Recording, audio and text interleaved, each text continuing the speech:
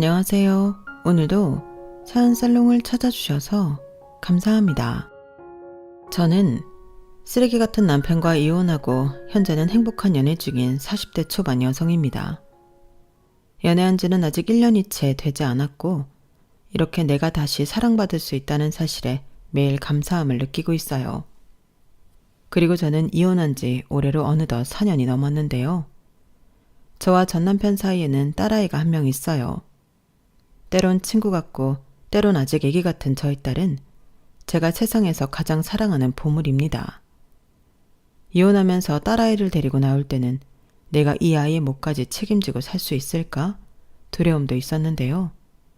지금은 이 아이를 데려오지 않았다면 내 인생이 얼마나 외롭고 어두웠을지 상상조차 하고 싶지 않아요. 그러면서 떠오르는 한 사람이 있는데 그 사람은 제 전 시어머니입니다. 제가 남편이랑 이혼할 때 시어머니가 아무 쓰잘데기 없는 네 딸 데리고 나가라고 하셨거든요. 시집가면 남의 식구들 있기 집에는 우리 집안에 필요 없다. 가서 성을 바꾸든 네가 데리고 나가, 네가 책임져. 이렇게 당신 손녀임에도 모질게 얘기했는데 뭐 저런 못 배워먹은 양반이 있을까 마지막까지 진저리가 났어요. 그리고 저는 나는 굶더라도 내 새끼는 지키겠다는 마음으로 딸아이를 데리고 나왔는데요. 이쯤 얘기하면 대충 눈치를 채셨겠죠? 네, 제 전 시어머니는 그 성격이 보통이 아닌 분이셨어요. 무슨 80 먹은 옛날 어르신도 아닌데 가치관이나 사고방식이 전부 옛날 고리짝 수준이었죠. 그리고 제 이혼 사연은 다른 것도 아니고 썩을 놈의 남편의 외도였는데요. 당연히 당신 아들이 잘못한 것이 100번 1000번 맞는데도 시어머니는 혼자서만 제 탓을 하셨어요. 남자들이 밖에 나가 바람을 키우는 건 툭 까놓고 그 집 여자 때문이라고요. 집안에 들어앉은 여자가 남편한테 잘했어 봐라. 남자들이 뭐가 아쉬워서 한눈을 팔아? 그러니까 내 아들이 딴 여자한테 한눈 판 것도 전부 네 잘못이다. 네가 원인 제공한 거야. 그러니까 내 아들만 잘못했다고 할 게 아니라니까? 라고 말도 안 되는 소리를 하며 바람핀 당신 아들을 싸고 도셨는데 정말 그때는 제가 억울하고 답답해서 미쳐 돌아버릴 것만 같더군요. 그리고 저는 그놈의 더러운 집구석에 1도 미련이 남지 않아 집을 나왔는데요. 그러면서 내가 무엇 때문에 여태 참고 살았나 그 인간을 만난 순간부터 후회하게 되었어요. 저도 결혼해서 이혼까지 할 말 정말 많거든요. 남편도 나쁜 놈이지만 그런 놈을 낳고 기른 시어머니도 나쁜 사람이었어요. 제가 친정 없는 천의 고아라고 얼마나 무시하고 구박을 하셨는지 그 서름은 안 당해본 사람은 절대 모릅니다. 그래도 그때는 나 위해주는 남편이 있고 토끼 같은 새끼가 있으니 참고 살자. 참을 인을 마음의 문신처럼 새기고 살았는데요. 세상에 고아가 되고 싶어하는 사람이 어디 있나요? 그런데 시어머니는 항상 제가 고아라 못 배우고 뭘 몰라서 자기를 답답하게 하냐고 하셨는데 그런 말을 들으면 화장실에 가서 엉엉 울기도 많이 울었어요. 제가 고아로 크게 된 데는 가슴 아픈 사연이 있거든요.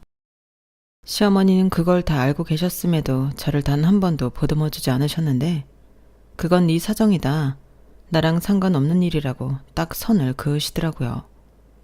그래도 한때는 그런 시어머니라도 못 느꼈던 부모 정을 느끼고 싶어 잘해드리려 노력을 많이 했어요. 지금 생각해도 못나고 가여운 마음인데 그땐 정말로 인정받고 사랑받고 싶었죠. 그 가족의 진짜 일원이 되고 싶었어요. 가족은 제가 오랫동안 갖고 싶던 못 주고 못 살 그런 거였거든요. 그리고 저는 다른 고아 출신 아이들과 다르게 제가 버려졌던 그 순간을 또렷이 기억해요. 그러니 당연하게도 그게 제 평생의 상처인데 저는 사실 친할머니 손에 자라다가 친할머니 손에 고아원에 보내졌거든요.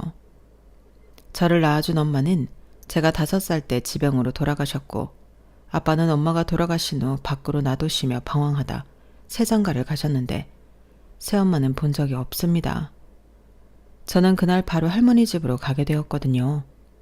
아마도 아빠랑 결혼한 새엄마는 남의 자식인 저를 키우고 싶지 않았나 보더라고요.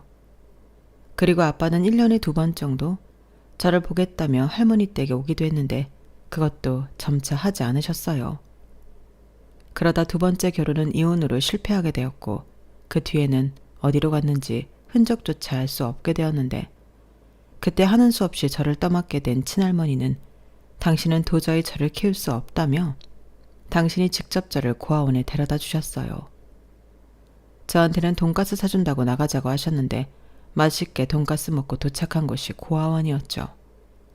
그래서 저는 지금도 그 어떤 종류의 돈가스도 먹지 않는 사람이 되었어요. 돈가스만 보면 할머니가 생각나고 그날 저녁 낯선 곳에서 잠도 못 자고 울던 어린 시절 제 모습이 떠올라 힘들었죠. 그리고 할머니는 고아원 원장님께 저를 건네며 야, 애미는 병으로 죽고 야애비는 지금 어디서 살았는지 죽었는지도 모르오. 그리고 나는 야를 키울 능력도 없는 오늘 내일 하는 늙은이니께 야 좀 거두어 주시오. 이렇게 말씀하셨는데요. 그때 제 나이가 8살이었어요. 8살은 생각보다 어리지 않거든요. 알 거 다 알고 눈치도 있는데 저는 그때 제가 버려지고 있다는 걸 단번에 알았어요. 그리고 저를 시설에 두고 터덜터덜 뒷짐을 지고 떠나던 할머니의 뒷모습을 오랫동안 기억하며 원망했는데 미움도 생각보다 오래가지 못했어요. 저를 고아원에 보내고 3년도 되지 않아 할머니가 돌아가셨거든요. 사이는 심근경색이라고 들었던 것 같은데 어린 마음에도 할머니가 벌을 받았다고 생각해서 하나도 슬프지 않았어요. 그리고 그때부터는 원망의 마음도 사라졌는데 친아빠라는 인간은 그때도 나타나지 않았고 저는 정말로 부정할 수 없는 고아가 되었죠. 그리고 좋은 점도 있었어요. 그건 바로 학교에 다닐 수 있다는 거였는데 할머니랑 같이 살았다면 내가 학교에 갈 수 있었을까? 그런 생각이 들었거든요. 그러면서 혹시라도 학교에 보낼 형편이 안 되니까 나를 고아원에 보낸 건가? 그런 생각도 한 적이 있었는데 이미 돌아가셨으니 물어볼 수도 없는 일이죠. 그 후 저는 고아라는 딱지를 붙이고 어린아이가 감당하기엔 벅찬 서러운 인생을 살았어요. 아니, 살았다는 표현보다는 견뎠다는 표현이 더 어울릴 것 같은데 저는 저에게 주어진 박복한 운명을 살아내야만 했었죠. 그리고 어른이 되면 지금 누리지 못한 평범한 행복을 나도 꼭 누리겠다고 다짐을 하며 살았는데요. 그래서 공부도 열심히 했어요. 저랑 같은 고아원에 살던 언니 중에 공부를 엄청 잘하는 언니가 있었거든요. 그래서 그 언니만 졸졸 쫓아다니며 공부도 배우고 그 언니에게 인생을 배웠다고 해도 과언이 아니었는데요. 무슨 조그만 게 인생 타령이냐고 하실 수도 있겠지만 그때부터 저는 고아지만 기죽지 않고 살기 위한 마음가짐이나 스킬 같은 걸 그 언니에게 전부 배웠어요. 그리고 성인이 되어서도 언니의 도움을 정말 많이 받았는데 남편과 헤어지기 전에도 언니가 해준 조언 때문에 지금의 제가 있다고 해도 과언이 아닐 정도죠. 어찌 보면 어릴 때부터 지금까지 제 인생의 길잡이라고 해도 될 정도로 고마운 언니인데요. 그 언니는 지금 결혼해서 엄청 부유하게 잘 지내고 있어요. 돈도 많이 벌고 언니만 바라보는 형부를 만나 딩크족으로 원하는 인생을 살고 있는데요. 그런 언니를 볼 때면 부럽다는 생각도 많이 합니다. 언니가 잘 사는 것도 부럽지만 저 자신만만한 모습이 늘 부러웠거든요.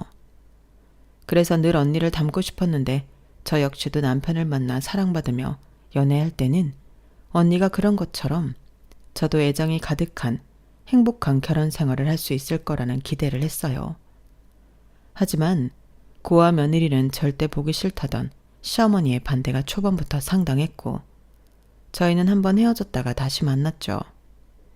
저는 자신이 없어 헤어짐을 순수하게 받아들였는데 남편이 도저히 제가 아니면 어느 누구랑도 사랑하고 결혼할 수 없다고 다시 저를 찾아왔어요. 그러고는 자기 부모와 척을 두고 저만 바라보며 살겠다고 했는데 그러니 당연히 집은 발칵 뒤집어졌죠. 시어머니는 내 눈에 흙이 들어가도 절대 안 된다. 어디 여자가 없어서 고아랑 결혼을 해? 사람들이 손가락질한다. 네가 뭐가 아쉬워서 저런 애를 만나? 라며 막말을 아무렇지 않게 하셨는데 그 말들은 전부 날아와 저에게 비수가 되어 꽂혔어요. 그렇잖아요.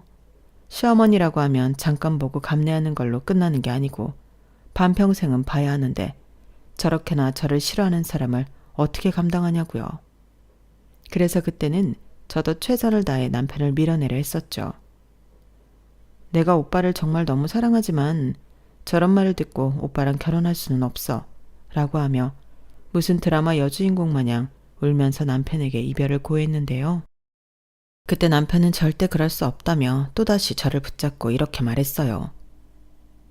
경선아, 미안해. 근데 우리 엄마가 저러는 건 내가 그런 게 아니잖아. 나도 우리 엄마 저러는 거 이해 안 가고 정말 싫어. 근데 내가 저러는 말을 어떻게 바꾸겠어? 대신 내가 잘할게. 평생 경선이 너한테만 잘할게. 그냥 나만 보고 따라오면 안 될까? 나 우리 엄마 아빠랑 영 끊고 살 수도 있어. 그럼 만날 일도 없잖아. 그러니까 제발 헤어지자고만 하지 마. 어? 부탁이야. 우리 서로 사랑하잖아. 이렇게 사랑하는데 우리가 어떻게 헤어져? 나는 경선이 너랑 가족이 되고 싶어. 경선이 너도 빨리 가정을 만들고 싶다고 했잖아. 저는 남편의 절절한 구애의 말에 마음이 힘들었어요. 그때 당시 남편이 했던 말은 전부 맞는 말이었거든요. 시어머니의 반대가 감당이 되지 않아 헤어지자고 했지만 남편을 너무 사랑하는 마음이 있었고 또 남편과 하루빨리 결혼해 바라던 가정을 꾸리고 싶었는데 저렇게 남편이 말을 하니 저도 더는 남편을 밀어낼 수가 없더라고요. 아니까짓거 남편을 믿고 따라가고 싶었어요. 자기 부모까지 버릴 생각으로 저를 선택한 남자인데 내가 아니면 누가 저 남자의 손을 잡아줄까 그런 생각도 했었죠. 그렇게 저는 어느 정도 각오는 하고 남편과 시부모님의 허락을 받기 위해 노력하는 시간을 가졌는데요. 자식 이기는 부모는 없다고 울며 겨자 먹기로 시댁에서는 저를 허락해 주셨어요. 그때는 세상을 다 가진 것처럼 행복했어요. 남편이랑 그날 종일 같이 울었는데 그 모진 말들을 하던 시어머니가 처음으로 감사하게 느껴지더라고요. 그때는 저도 뭘 모르는 순수한 마음이라 내키지 않으셨을 텐데 자기가 싫은 마음도 꺾고 얼마나 힘이 드셨을까? 내가 앞으로 정말 잘해드려야겠다 이런 생각을 했었는데요. 그러면서 동시에 이제 모든 것이 다 잘 될 거라고 생각했죠. 어려운 고비는 다 넘었다고 생각했어요. 그리고 나도 이제 누가 뭐라고 해도 남편이 있고 어머니 아버지라고 부를 가족이 생겼다며 좋아했는데 그런 마음이 있었기에 시부모님에게 인정받고 남편과 할머니 할아버지가 될 때까지 알콩달콩 살고 싶었어요. 하지만 결혼이라는 게 그리고 인생이라는 게 마음먹은 대로는 살 수가 없었고 그건 저망의 희망사항이라는 걸 금세 깨달았는데요. 막상 결혼을 하니 거기엔 기다렸다는 듯 시집살이 지옥이 저를 기다리고 있더라고요. 시어머니는 며느리 교육을 시킨다는 명분으로 걸핏하면 저를 잡고 혼을 내셨는데 그때마다 하신 말씀이 있으셨어요. 고아원에서 살아서 그런가? 어쩜 너는 할 줄 아는 게 그렇게 없냐? 하긴 네가 뭐 보고 배운 게 있었겠니? 내가 이래서 너 반대했던 거야. 이걸 어떻게 내 딸도 아니고 내가 다 가르치냐? 에휴, 내 팔자야. 살다 천하에 이 임순이가 고아 며느리를 볼 줄 누가 알았겠어? 어디 가서 말도 못해. 이렇게 말씀하셨는데 그때마다 저는 눈물바람이었죠. 너 왜 우냐? 내가 뭐 없는 소리 했어? 재수 없으니까 그만 짜. 어머니 진짜 너무하세요. 저는 뭐 고아이고 싶어서 고아원에서 살았나요? 저한테는 상처라고요. 상처 같은 소리 하네. 그래서 뭐? 멀쩡한 아들 좋다고 뺏어놓고 너 고아니까 나더러 너 배려하라는 거냐? 너 진짜 염치도 없다. 어떻게 그것까지 나한테 바래? 너 같으면 아들 뺏기고 그러고 싶겠어? 너야말로 내가 무슨 말을 하던 찍소리하면 안 되는 거야. 어디 시어머니가 말을 하는데 토를 달아? 아휴, 이래서 가정교육이 중요한 건데 이건 뭐 친정이 없으니 따질 수도 없고 내가 너한테 뭘 바라겠니? 너 똑똑히 들어라. 앞으로 나 네 시아버지가 너한테 무슨 말을 하든 너는 입 꼭 닫고 그냥 듣고만 있어. 다 할만 하니까 하는 말이고 네가 당할만 하니까 당하는 거다. 세상에 저런 말도 안 되는 억지가 또 있을까요? 아니, 애당초 저런 말을 하는 것이 잘못됐다는 자각은 있는 건지. 저는 시어머니라는 사람이 무섭기도 했지만 인간적으로 이해도 되지 않았어요. 아들 뺏겨 서운하다고 표현하기에는 그 방식이 너무 악의적이었거든요. 그래도 그때는 저녁마다 제 어깨와 다리를 주물러주며 누구보다 저를 걱정하는 남편이 있어 참을만 했는데요. 그리고 그때까진 저도 대단한 회사는 아니지만 작은 회사에 다니고 있어서 도망칠 곳이 있긴 했어요. 하지만 그것도 시어머니는 마음에 들지 않으셨는지 결혼하면 애부터 갖는 게 며느리게 해야 할 도리지. 어디서 여자가 회사를 다닌다고 설쳐? 그 알량한 직장 당장 사표 써라. 라며 잔소리를 하셨는데 그 잔소리가 얼마나 사람을 질리게 하던지 남편까지도 자기 그냥 회사 그만두면 안 돼? 엄마가 맨날 찾아와 저러시는데 밤에 잠도 못 자고 너무 힘들다. 내가 더 열심히 일할게. 자기도 이참에 좀 쉬어. 나중에 애기 생기면 쉬지도 못하잖아. 나는 우리 엄마 때문이 아니더라도 자기 회사 그만두는 거 괜찮은 것 같아. 라며 자기 엄마처럼 저더러 일을 그만두라고 했는데 양쪽에서 이러니 저도 너무 힘들었어요. 그리고 솔직히 제가 하는 일이 경력 어쩌고 따질 일도 아니었기 때문에 고집을 부린다는 것도 웃기는 것 같았고 매일 듣기 싫은 말로 괴로울 바에는 그냥 사표를 쓰자는 생각이 들더군요. 그때는 남편을 사랑하는 마음이 컸으니 남편 내조에 힘쓰는 것도 좋을 것 같았거든요. 하지만 그 역시도 시어머니에게만 좋은 일이었는데 아침부터 저녁까지 저를 불러 시집살이를 시키셨어요. 마치 내가 시댁 파출부인가 싶을 정도로 모든 집안일을 저에게 떠넘기셨는데 그때 당시 저희 신혼집은 시댁 바로 옆이었거든요. 그 집으로 말하자면 시댁에서 마련해준 신혼집이었는데 집까지 해줬다는 대단한 명분에 저는 시댁과 저희 집 문턱이 닳도록 왔다 갔다 하며 살아야 했어요. 나중엔 그냥 제가 두 집 살림을 하고 있다고 생각하는 편이 속이 편했는데 시어머니는 점점 더 그 수가 악랄해지셨죠. 반면 시아버님은 철저한 방관자였어요.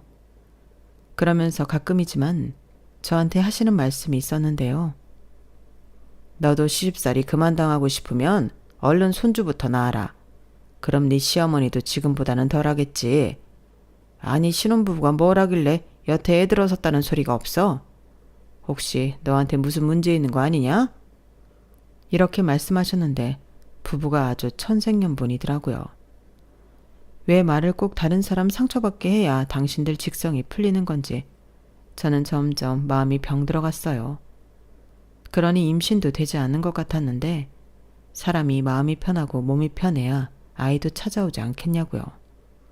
하지만 무슨 닭달만 하면 다 되는 줄 알고 시아버님은 저만 보면 손주 타령을 하셨고 저는 답답함에 아무 말도 하지 않았어요.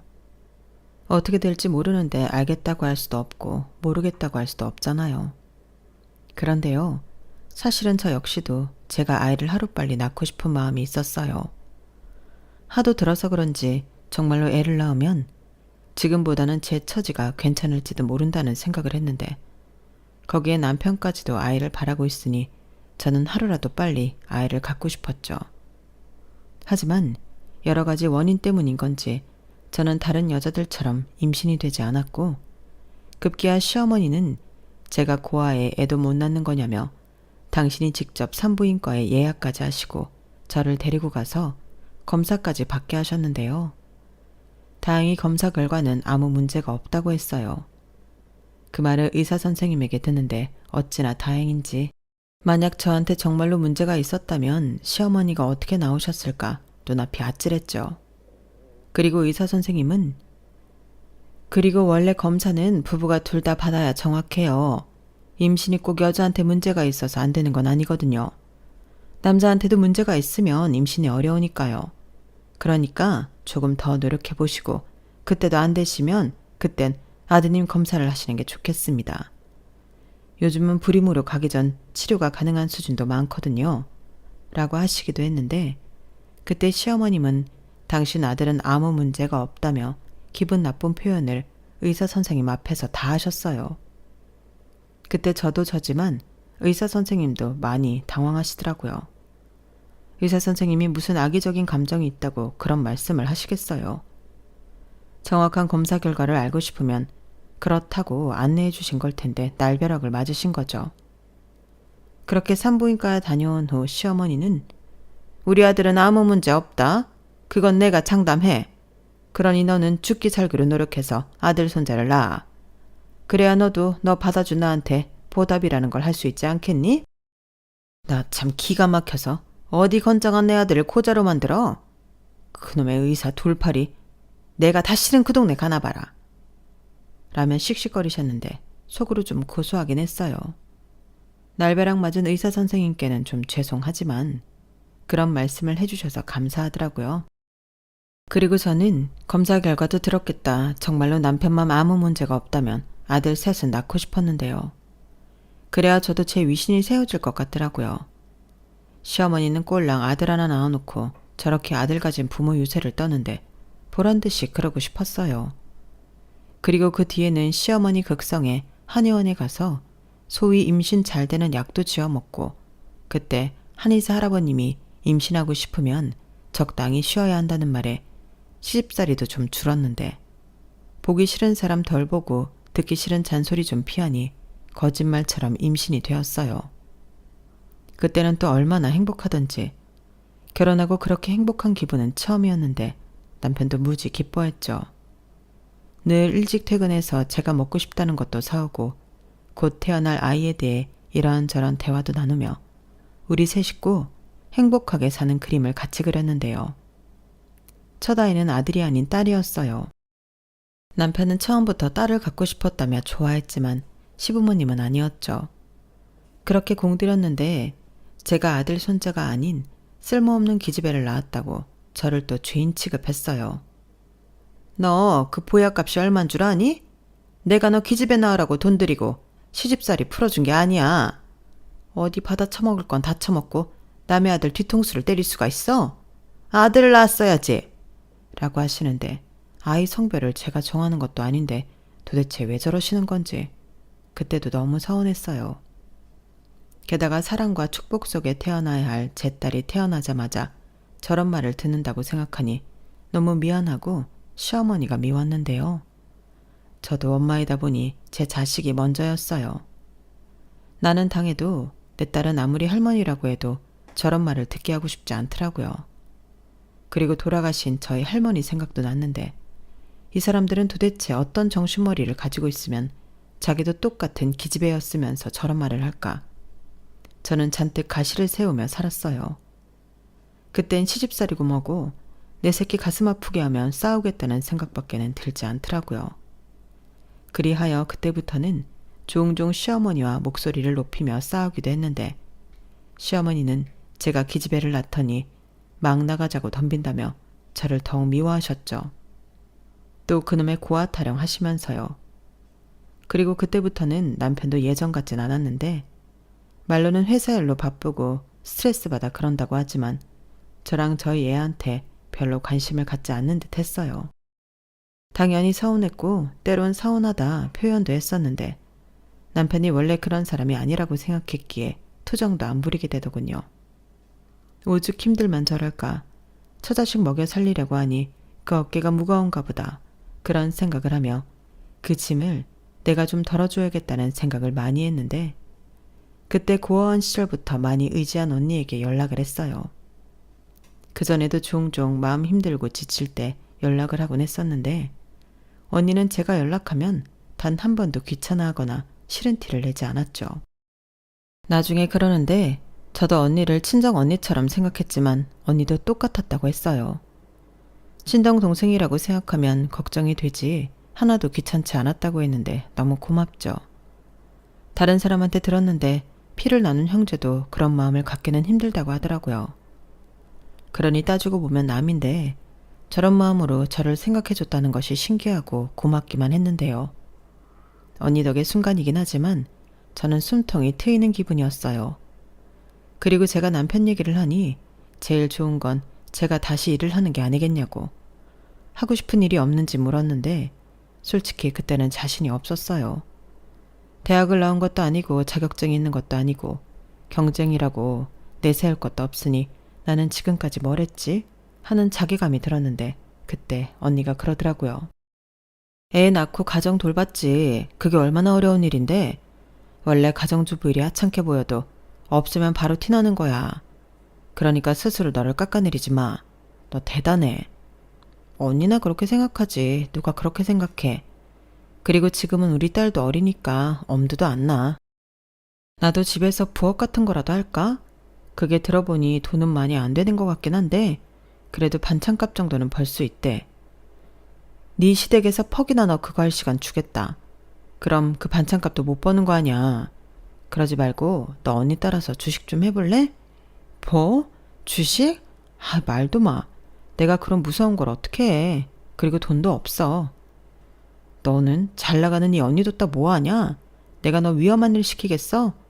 주식도 잘 공부하고 주관 있게 하면 괜찮아. 목돈도 필요 없어. 그냥 조금씩 해보는 거지. 한번 생각해봐. 너 반찬값 정도는 쉽게 벌게 해줄게. 언니는 반찬값보다도 너 비상금 만들라고. 언제까지 시댁 코앞에서 살 거야. 너도 네 집은 사야지. 언니가 저렇게 말하는데 솔직히 돈만 있으면 그러고 싶었어요. 반찬값이야 핑계고 당연히 저도 돈 많이 벌고 싶었죠. 그래야 우리도 남부럽지 않게 집도 사고 우리 딸 해주고 싶은 것도 다 해줄 수 있잖아요.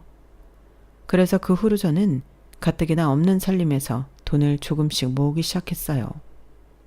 언니 말로는 목돈까진 필요 없다고 했으니 일단 100만 원 정도만 모이면 경험 삼아 주식을 한번 해볼 생각이었는데 그래서 동네 서점에서 주식 관련 책도 사서 보고 공부를 하기 시작했죠.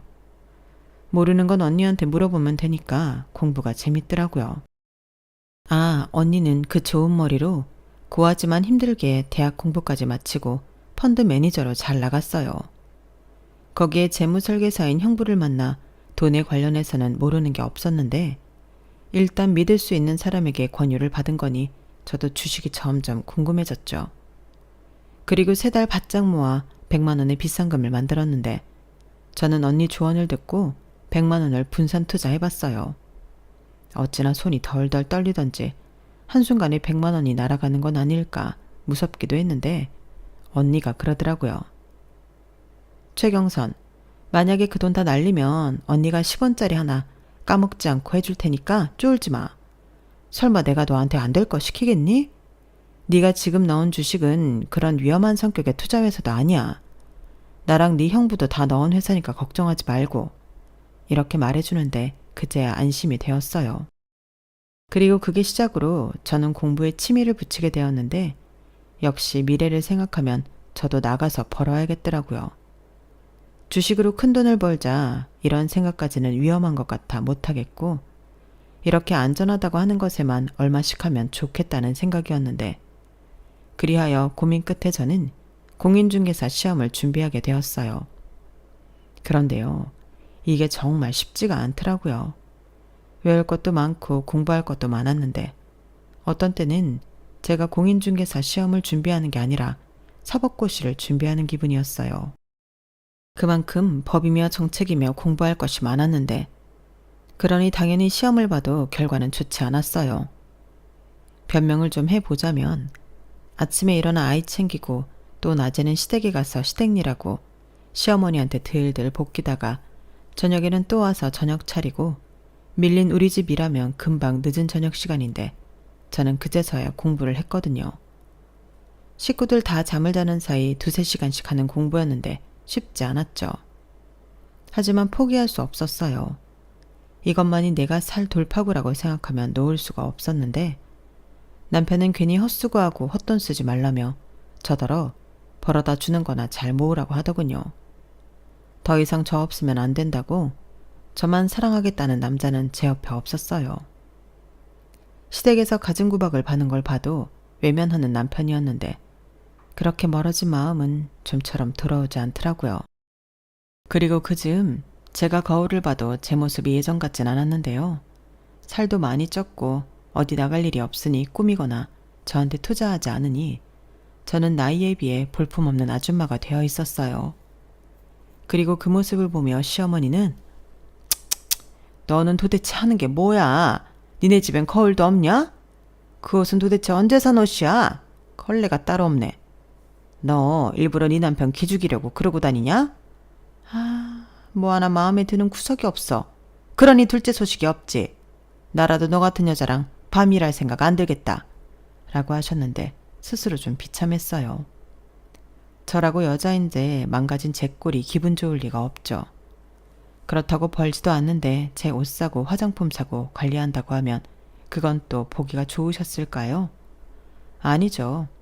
만약 그랬다면 자기 아들 등골 빼먹는다고 저를 또 잡아먹으려 하셨을 텐데 저런 말씀을 하시다니 그냥 넘어가고 싶지 않았어요. 그래서 저도 그럼 어머니, 저도 이참에 헬스클럽 가서 살도 좀 빼고 옷도 예쁜 걸로 좀 사입고 파마도 하고 화장도 좀 해볼까요? 그럼 그이가 저 좀 예쁘게 보겠죠? 라고 능청을 떨어왔는데 말은 그렇게 해도 제 속은 속이 아니었어요. 그런데 제가 그렇게 말하자 시어머니는 무섭게 저에게 두 눈을 부라리셨고 아무 말도 하지 못하셨는데 그 속을 제가 모르지 않죠. 자기 아들이 번 돈을 제가 저한테 쓰는 꼴은 못 보겠다는 거였어요. 대신 더 이상 너는 네 집에 거울이 없냐는 듯 꼬라지 어쩌고 하는 말은 쏙 들어갔는데 그래도 제 안에 상처는 남았어요. 그래서 그 뒤로는 저녁도 굶고 어디 싼 옷이 있다고 하면 옷도 좀 사입고 그러면서 나름 신경을 쓰기 시작했는데 그래도 남편의 관심은 돌아오지 않더라고요. 그렇게 몇 년이 지났고 언니 말을 듣고 투자한 주식이 생각보다 수익을 잘 내고 있었는데 사실 그전에는 제 사는 게 바빠서 까먹고 있었거든요. 그런데 오랜만에 들어가서 확인한 제 자신은 제가 처음에 투자한 100만 원을 훌쩍 넘어 있었고 당장 돈이 급한 게 아니라서 그 돈을 다시 다른 곳에 일부 찾아 투자를 해봤는데 그것까지 잘 되면서 솔직히 좀 재미있었어요. 제 인생에 다른 재미가 없었는데 그건 좀 많이 재밌더라고요. 물론 그 뒤에는 손해본 것도 좀 있고 불안해서 뺐다가 그 주식이 대박이 나면서 배가 아픈 날도 있었는데 그런 경험을 쌓으며 저는 저대로 공인중개사 공부를 하고 시간을 보내다 보니 어느덧 이사할 시기가 찾아왔어요. 저희 집은 전세였는데 집 주인이 저희 시어머니랑 막역한 사이라 계속 연장해서 살았거든요. 그런데 그때는 집주인이 보증금 1,000만 원을 올려달라고 했고 이미 8년 정도 살았기 때문에 이번에는 이사를 가자고 생각했던 중이라 고민 없이 이사를 하기로 했어요. 그리고 남편은 그 보증금 시댁에 안 뺏기고 싶으면 또다시 시댁 근처로 가야 한다고 했는데요. 저라고 그 생각을 안 한 건 아니었어요. 그래서 그동안 돈도 열심히 모았고 주식도 그런 의미로 꾸준히 했던 건데 시댁에서 준 보증금이 없더라도 다른 동네에 가서 집을 구할 작정이었죠. 하지만 시어머니는 다른 동네는 절대 안 된다고 고집을 부리셨는데요. 나중엔 안 되겠다 싶은지 보증금 1,000만 원도 당신이 해주겠다 하시더군요. 너는 살림을 어떻게 하는 애길래 1,000만 원도 못 모았냐? 그래놓고 이 동네는 싫다고 다른 동네 간다고? 아이고, 뭐 사글세 가서 살래? 도와줄 친정도 없으면서 그럼 알뜰살뜰 살기라도 해야지 라고 싫은 티를 팍팍 내셨는데 누가 1,000만 원도 못 모았다고 하는 건지 저는 피식 코웃음이 나왔어요. 그러자 너 지금 나 비웃냐? 너도 염치가 있으면 그 입으로 어디 한번 말해봐. 내 아들 돈 어디다 갖다 썼어? 너 공부한다고 설친다고 하던데 혹시 거기 갖다 썼냐? 라고 화살을 제 공부에 돌렸는데 너무 어이가 없었죠. 저는 남편이랑 살면서 생활비를 받았었지 남편의 돈을 제가 관리한 적은 없었거든요. 그나마 제가 생활비 쪽에서 주식하고 모으고 그래서 돈을 좀 만들었는데 저런 말을 들으니 좀 억울했어요. 그래서 말했죠. 어머니, 저도 생활비 받아 쓰는 입장이지 애비 월급 만져본 적 없어요. 그 돈 다 썼으면 제가 쓴 게 아니고 애비가 썼죠. 어머니가 한번 물어보실래요? 돈 벌어서 어디다 썼냐고. 저는 못 물어보겠더라고요. 내가 번 돈인데 네가 뭔데 간섭하냐고 할까 봐요. 그래도 어머니한테는 착한 아들이니까 어머님이 물어보시면 대답해주지 않겠어요? 요즘은 차 바꾼다고 정신이 딴 데 팔렸던데요. 그것도 좀 어머님이 뭐라고 혼 좀 내주세요. 라고 했는데요. 시어머니 얼굴이 순식간에 금방 터져버릴 풍선처럼 달아오르더라고요. 그리고 그제서야 지집 일은 지가 알아서 하라고 이사 가고 싶으면 가라고 하셨는데 저는 그동안 주식으로 본 돈을 모두 회수하고 적금도 해약해 집을 사기로 했어요. 그러자 남편이 깜짝 놀라더라고요. 집을 사자고? 돈이 어디서 나서? 이렇게 저를 보며 눈을 동그랗게 떴는데 저는 제가 알뜰살뜰 모았고 언니 도움받아 돈을 불리기도 했다고 있는 사실을 전부 얘기해줬어요. 그러자 또 그건 기분이 좋았는지 지가 차 산다고 가지고 있던 돈도 전부 내놓아서 저희는 1억 대출받고 그때 당시 2억이 조금 넘는 9억 아파트로 이사를 갔는데 명의는 공동명의로 했죠. 저도 부동산 공부를 계속했기 때문에 호락호락하지 않았거든요. 집도 얼마나 꼼꼼히 봤는지 그때 당시 중개를 해주던 공인중개사 아주머니가 혀를 내둘렀는데 나중에 그러셨어요. 공인중개사 합격하면 나랑 같이 일합시다. 아주 못 말리겠네. 꼭 합격해서 연락해요. 이렇게 말할 정도로 저는 매매하는 집을 신중하게 골랐어요. 거품은 없는지 동네는 전망이 있는지 아파트다 보니 아무리 9억이라도 집값이 오를 수 있는지 이모저모 다 살폈는데 그래서 평수는 살짝 아쉬워도 저희 형편과 실정에 맞춰서 매매를 진행했어요. 그런데 시어머니는 뭐? 공동명의? 아주 웃기고 있네. 네가 무슨 돈을 벌었다고 거기에 네 이름을 얹혀. 됐고 좋게 말할 때 네 이름은 빼라. 어디 여자가 재수없게? 라고 입에 거품을 무셨는데 저는 물러나지 않았어요. 솔직히 누구 덕에 집을 사는데 그럴 수는 없죠. 그리고 제가 돈을 모아서 집을 살 수 있게 된 거라는 걸 야무지게 설명드렸는데 그러자 시어머니는 더 괘씸하다 하셨어요. 자기 집 전세보증금 1,000만 원은 못 낸다고 하더니 그런 돈은 또 어디서 났냐고 저더러 은큼하다고 하셨죠. 그리고는 너 나랑 멀리 떨어져 살고 싶어 일부러 그런 거지? 뭐 멀리 떨어져 있으면 내가 너 못 괴롭힐 줄 아냐? 아예 짐 싸서 내 집에 들어 앉히는 수가 있어. 라고 하시는데 진짜 귀신은 뭐하느라 저런 아줌마 안 데려가나 저승사자도 원망했어요. 그 순간만큼은 미웠거든요. 오죽하면 저희 딸도 할머니를 싫어했는데요. 한 번은 저희 애가 할머니 싫어. 할머니는 왜 맨날 우리 엄마한테만 뭐라고 해요?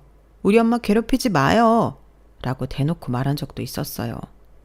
그러자 시어머니는 저게 누굴 닮아 저러냐고 저더러 자식 교육 똑바로 시키라고 하시더군요. 제가 볼 땐 할 말 다 하는 할머니를 알게 모르게 많이 닮은 것 같은데 자기 닮았다는 생각은 못 하시는 것 같았어요. 원래 임신 중에 가장 미워하는 사람을 애가 닮는다고 하잖아요. 다행히 생긴 건 남편을 많이 닮았지만 성격은 할머니 성격을 많이 닮아서 키우면서도 저도 깜짝깜짝 놀랄 때가 많았어요.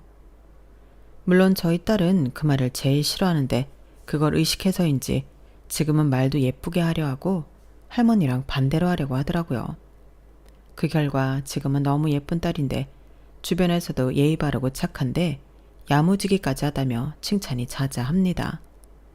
그러니 딸은 저의 자랑이기도 한데요. 그런 딸이 있었기에 저한테 마음이 식은 남편도 참고 살았죠. 하지만 제가 참고 산 노력도 무의미하게 남편은 바람을 피우고 있었고 별로 감추고 싶지도 않았는지 조심도 하지 않는 뻔뻔한 태도를 보였는데 그렇기에 제가 알아차리는 데는 그리 오래 걸리지 않았어요. 아니, 오히려 빨리 알아채라고 일부러 흔적을 흘리는 것처럼 보였는데 그래서 더 약오를 하고 모른 척 했어요.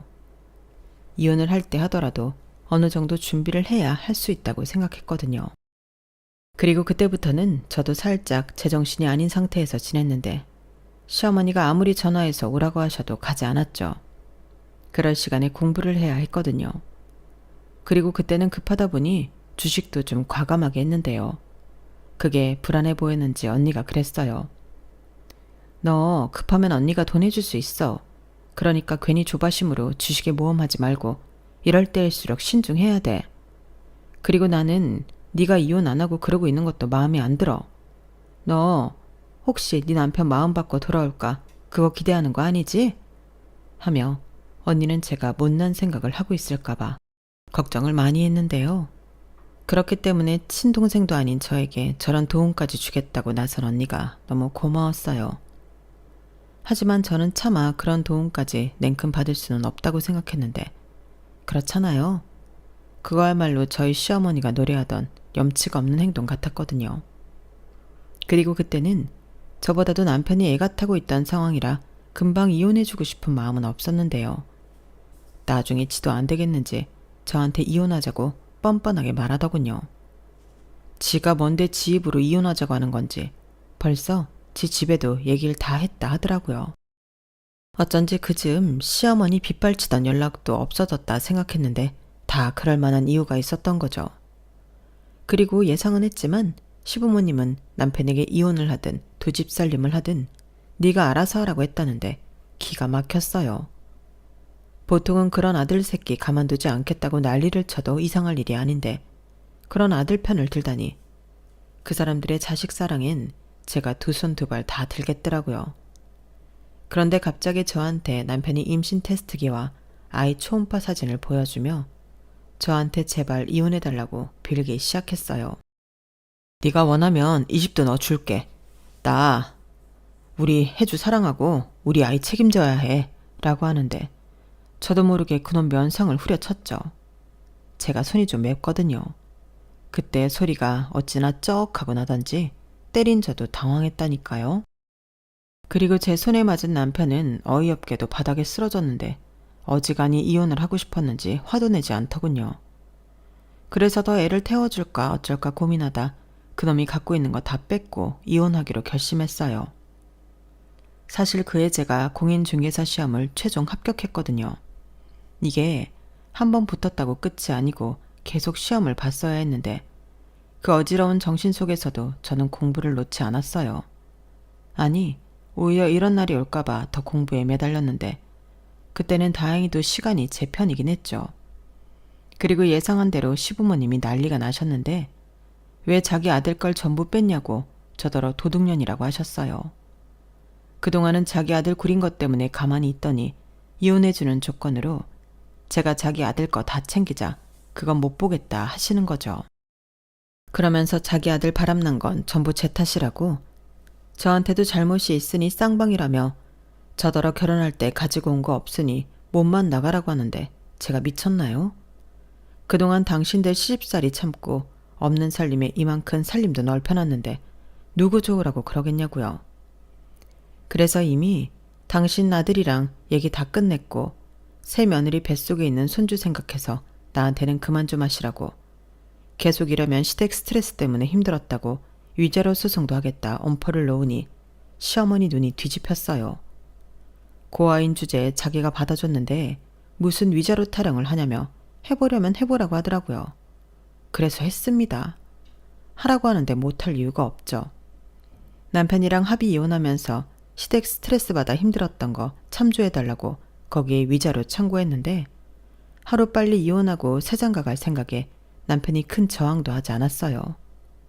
어차피 위자료 청구는 시부모님 재산에 걸 거였기 때문에 저는 더 하고 싶었죠. 그동안 당한 서름도 있는데 이렇게라도 보상받고 싶었어요.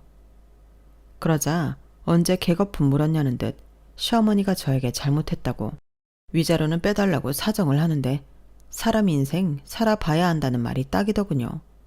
제가 시어머니한테 잘못했다는 소리를 다 듣다니 기분이 이상했어요.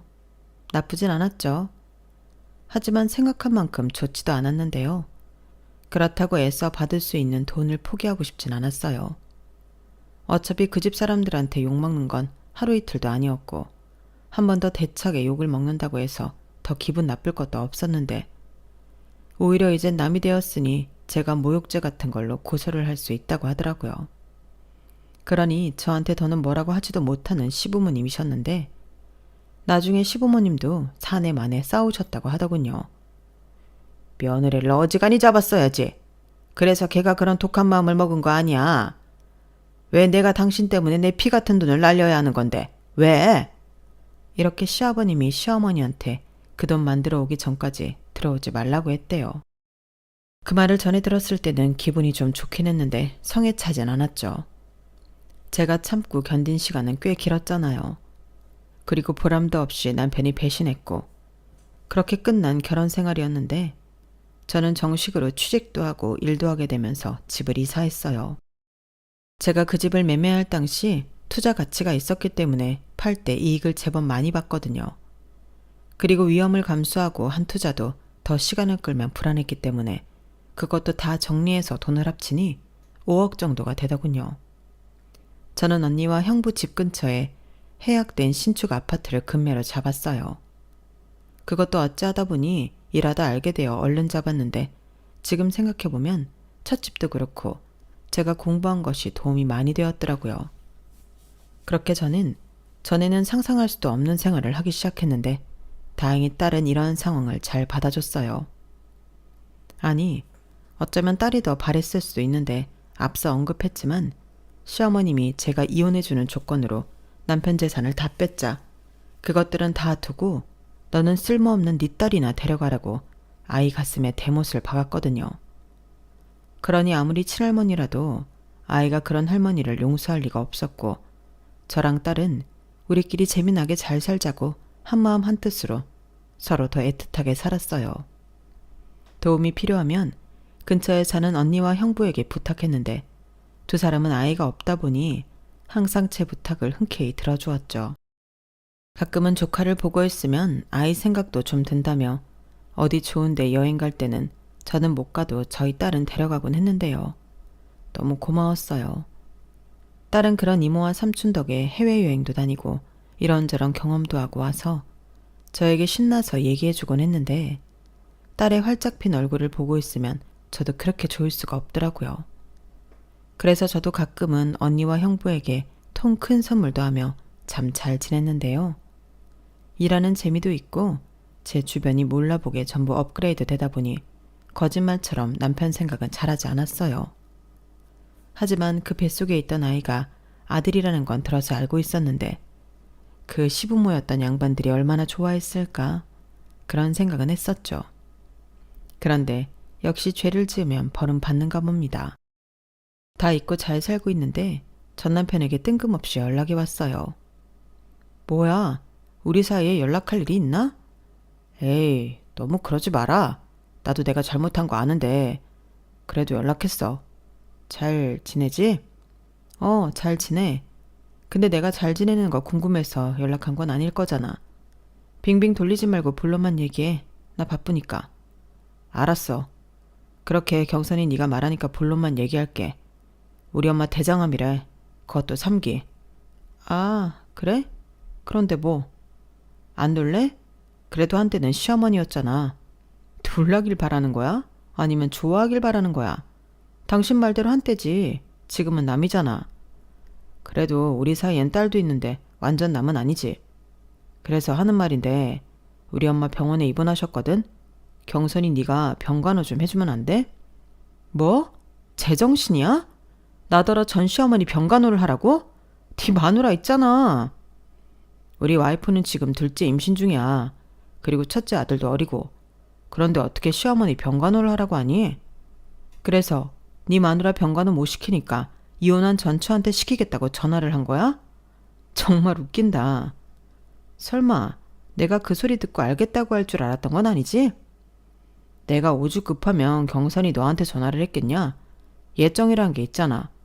예정? 정말 어이없다. 우리가 정이 어딨니? 비운정도 정이지. 지랄하고 자빠졌네. 다 필요 없고 간병인을 쓰던지 네가 하던지 알아서 해. 네 집 일은 니들끼리 해결해라. 오만 남한테 구질구질하게 부탁하지 말고.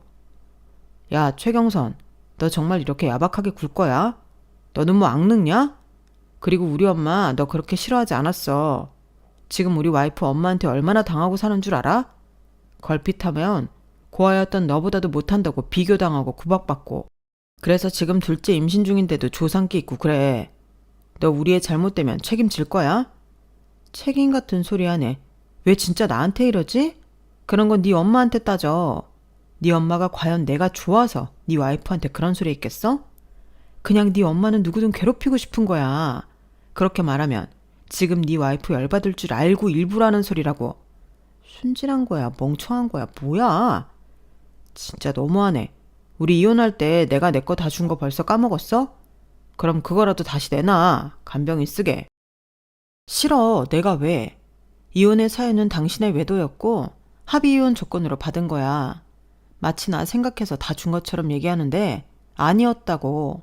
그리고 그렇게 따지면 나는 지금 양육비도 안 받고 있어. 내가 다 주고 우리 집에 얹혀 사는데 양육비를 어떻게 주냐? 우리 부모님한테 위자료까지 뜯어갔잖아. 그거야 당신들이 한 대로 거둔 거고. 됐고, 이 통화 나 녹음했거든? 계속 이러면 나 또 법으로 한다. 다시는 전화하지 마. 저는 제 할 말만 하고 전화를 끊었어요. 더 들을 말도 없고 듣고 싶지도 않았는데 이건 순 억지잖아요. 아무리 급해도 그렇지 어떻게 이혼한 저한테 자기 엄마 병간호를 해달라고 그래요? 저는 너무 어이가 없어서 그날 저녁 언니와 한잔 기울이며 이 이야기를 나눴어요. 그러자 언니는 여기에는 쓸 수도 없는 쌍욕을 연신 내뱉으며 연락처 당장 차단하라고 했는데 벌써 했죠.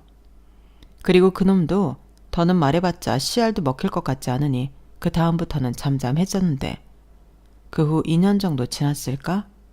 어쩌다 보니 매물에 시댁집이 떴더군요. 제 관할 지역이 아니어서 몰랐는데 급매로 내놨더라고요. 저희 쪽 고객이 그 동네에 이사할 매매 건물을 찾는 중이라 알아보고 있었는데 기분이 묘했어요. 그렇다고 그 집을 소개하고 싶은 마음은 없었는데 그 동네 부동산 연결해주러 몇몇 분을 만나니 결국 시어머니가 돌아가셨다는 말을 듣게 되었어요. 그분도 제가 그 집 며느리였다는 걸 알고 있었거든요.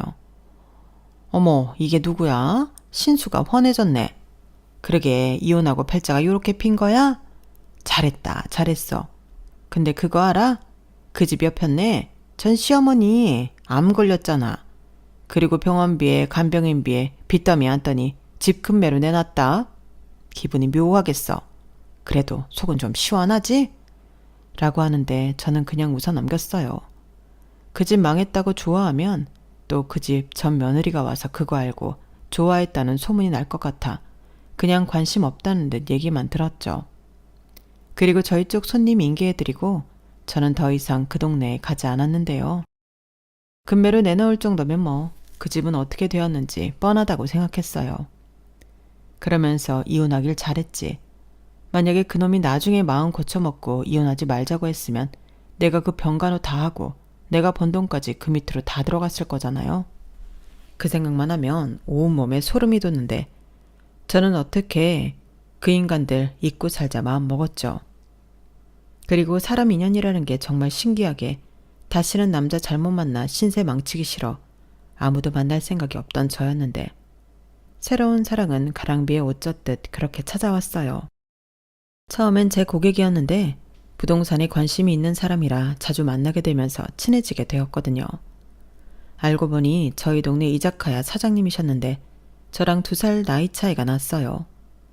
그리고 일본에 가서 음식 공부하고 또 한국에 돌아와 일만 해서 제대로 된 연애도 못하고 결혼도 못하고 있었는데 그냥 처음엔 동네 친구로 지내자 하더라고요. 그때는 굳이 동네 친구가 필요한가 싶어 좋다고 하진 않았는데 커피 한 잔이 밥 한 끼가 되고 밥 한 끼가 또 술 한 잔이 되면서 오랜만에 누굴 만나 즐겁다는 생각을 하게 되었어요. 그리고 가장 그 남자에게 끌렸던 건 사람이 진실되고 성실하다는 거였는데요. 남자라면 다 있다는 그 허세와 허풍이 없어서 좋았죠. 게다가 누구보다 자기 일을 사랑하는 사람이라 더욱 매력적이었는데 덕분에 맛있는 음식도 지금도 많이 얻어먹고 있습니다. 저도 음식을 못하지 않는데 비교도 할 수가 없어요. 그리고 돈 생기면 부동산에 투자하고 다른 동네 건물엔 임대업도 하고 있다고 하는데 저희 사장님이 그러더라고요. 알짜 부자야. 첼시장 잡아. 둘이 엄청 잘 어울려. 이렇게 저희 연애에 적극적이셨는데 언니랑 형부 저희 딸도 제 연애에 한마음 한뜻으로 응원을 했죠. 그 결과 많은 사람들의 바람으로 오랜만에 연애를 하는 저인데요. 매일이 아주 행복합니다. 젊어서 하는 연애도 예쁘고 뜨겁지만 우리 나이에 하는 연애도 좋더라고요. 뜨겁진 않아도 따뜻하고 또 서로에게 힘이 되어주는데 서로 응원하고 있다는 걸 알기에 힘든 일이 있어도 든든해요. 요즘은 그 사람 휴무일일 때 딸이랑 셋이서 종종 어울리는데 그림이 그럴싸하다고 하네요. 아직은 잘 모르지만 신중하게 잘 만나보려고요. 그리고 무엇보다 오랜 시간 힘들게 살았기에 지금은 많이 누리고 싶은 마음이 있는데요. 딸이랑 또 저만 바라봐주는 그 사람이랑 또 항상 제 버팀목이 되어준 언니 형부와 오래오래 건강하고 행복하고 싶습니다. 저는 지금도 남의 눈에 눈물 흘리게 하면 내 눈에서는 피눈물이 흐른다는 말을 맹신해요. 그렇기 때문에 나한테 일부러 나쁘게 하는 사람이 아니라면 늘 친절하게 내가 먼저 베푼다는 마음으로 살고 있어요. 뜬금없지만 인생은 결국 내가 한 대로 거두더라고요. 그러니 저는 지금도 앞으로도 덕을 쌓으며 살아갈 생각인데요. 많은 걸 바라진 않지만 딱 한 가지는 간절히 바라고 있거든요. 제 인생에 2번 다시는 전 시어머니와 전 남편 같은 악연을 만나지 않는 것. 부디 그 바람은 꼭 이루어 주셨으면 좋겠습니다. 이상 참 굴곡 많은 제 결혼과 이혼 이야기였어요. 저도 이렇게 제 살아온 시간을 자세히 들여다볼 기회가 잘 없었는데 이런 특별한 시간을 가질 수 있게 해주셔서 감사합니다. 쓰다 보니 사연이 많이 길어졌는데 끝까지 들어주셔서 거듭 감사합니다. 여러분들은 저처럼 사연 많고 굴곡진 삶 말고 늘 건강하고 행복하게만 사세요. 꼭 그러시길 바라며 저는 이만 물러가겠습니다. 안녕히 계세요. 여러분, 사연 댓글에 응원과 현명한 조언 부탁드려요. 좋아요와 구독은 저에게 큰 힘이 됩니다. 오늘도 좋은 일 가득하세요.